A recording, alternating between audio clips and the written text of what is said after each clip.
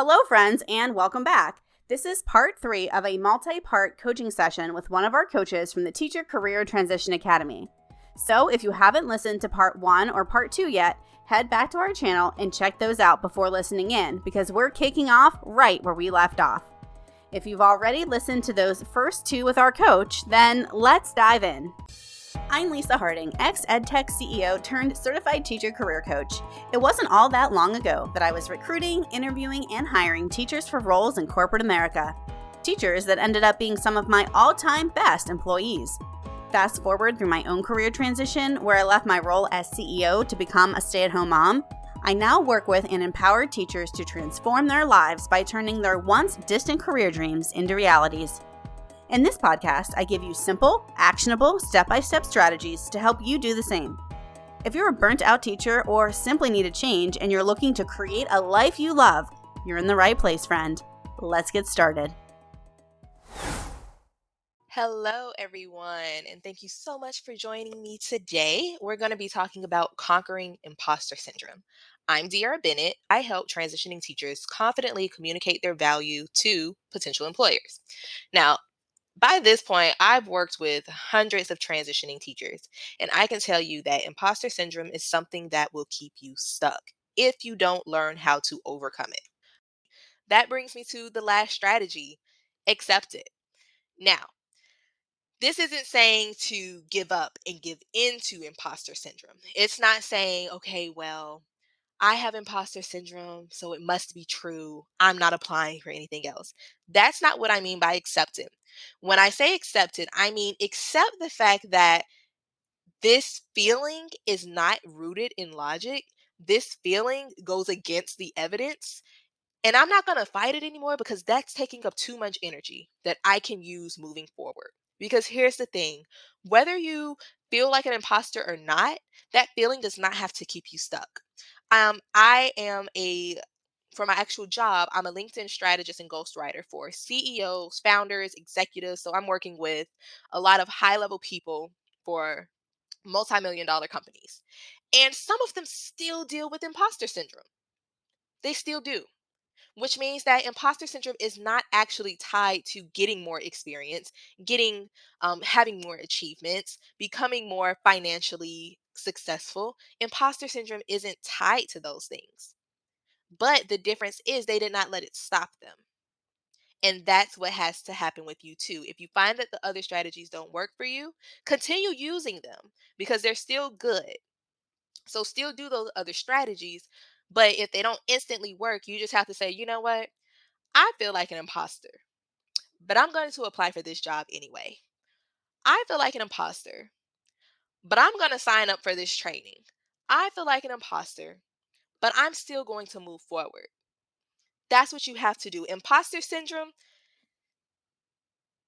it just happens. Like I say, it's not based in logic, and you can't always get rid of it. And so accepting it is an acceptable strategy. Allow yourself to feel it, but don't let it stop you. So again, I'm not telling you to give up, and I'm not telling you to give in. I'm telling you to do the opposite. I'm telling you to use your energy on something productive, on something that will help you progress, versus getting upset with yourself for feeling like an imposter. Because I know teachers, we are so hard on ourselves. We are so hard on ourselves. And so if you feel like an imposter, you might be like, oh, why won't this imposter syndrome go away? I'm just so tired of feeling like an imposter. I need it to leave. So now you're thinking about all of these kinds of things and you're stuck. Give yourself grace, show yourself grace, and don't beat yourself up about feeling that imposter syndrome. Recognize that it is normal for career changers to feel it, and you can feel it as your job searching. Oh, I just wish this imposter syndrome would go away. Apply. In the meantime, I'm going to still apply because in the meantime, I still want this work life balance. I still want to make more money. I still want to do something where I can actually get off from work at a specific time and not have to take home things. I still want this job where I don't have to plan to be absent and where going on vacation is actually more stressful than just going to work. That's what you have to focus on. You have other things to think about other than fighting against this imposter syndrome. So do those other 2 strategies. But if they are not working for you, get to a point where you're like, you know what? I'm an imposter. Oh, well, they're going to hire an imposter because I'm going to apply. Today's episode is sponsored by the Teacher Career Transition Academy. Our academy provides expert career coaching, professional resume and cover letter templates, small group coaching sessions, and a supportive peer network. The best way to jumpstart your career change journey is to enroll in my free Beyond the Classroom Masterclass. Visit teachercareertransitionacademy.com/masterclass to enroll now. I'll also drop the link to register for free in the show notes of this episode. This free masterclass is sure to kickstart your journey or give you the boost you need to move the needle if you're already in the career change process. Enroll for free at teachercareertransitionacademy.com/masterclass.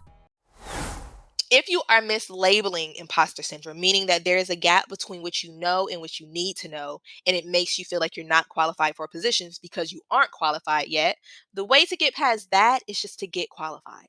And a lot of this can come from just researching what you need to do. I've worked with teachers who they'll send me job postings and like, oh, but I don't know how to use Trello, which is a project management app. And I'm like, then learn how to use it. Like, seriously. That's a gap between what you know and what you need to know. You might not be qualified for this position right now because you don't have experience using this, but if you do a little research, you'll see that this is a free app. You'll see YouTube videos on how to use it. You can learn how to use it in a few hours, and now you are qualified for this position. Whereas you would have eliminated yourself because you said, "Oh, well, I don't know what Trello is." Research. You have to do your research. There are so many things that you can learn quickly. And so my recommendation for that, look at these job postings that you feel like I'm not qualified for these yet, or that make you feel like I'm an imposter. I know I can do the job, but I don't meet all of these qualifications. Highlight the qualifications that you don't meet and that you notice across multiple job postings. So you should be focusing on one role. So let's say it's project management. Highlight what is common amongst these project management job postings that you don't know, and then research how you can learn these things. I'm not familiar with agile methodologies. Instead of just saying, well, oh, well, go research what that is. Now, there are certain things where, it won't be as easy to get qualified because, like they say, they want someone with a bachelor's in computer science. You know, you can't really force that to happen without going back to school if you don't have that degree. But something like learning how to use some type of technology, um, learning some type of framework, things like that, you can get that experience. You can freelance, you can volunteer, you can help out a local small business. You can do things to gain direct experience so that you will be able to fill in that gap between what you know and what you need to know. But again, that's not imposter syndrome. That's just not being qualified yet, but you are fully capable of getting qualified because if you are like most teachers in the country, you are thrown into situations, thrown into implement this curriculum, use this technology, do this one way, and then the next day do it another way. You're thrown into that and you figure it out.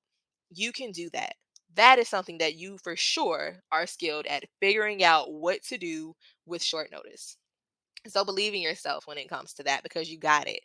Now, I want to say thank you again for allowing me to be a part of your journey to a new career. I wish you the best of luck and believe in yourself.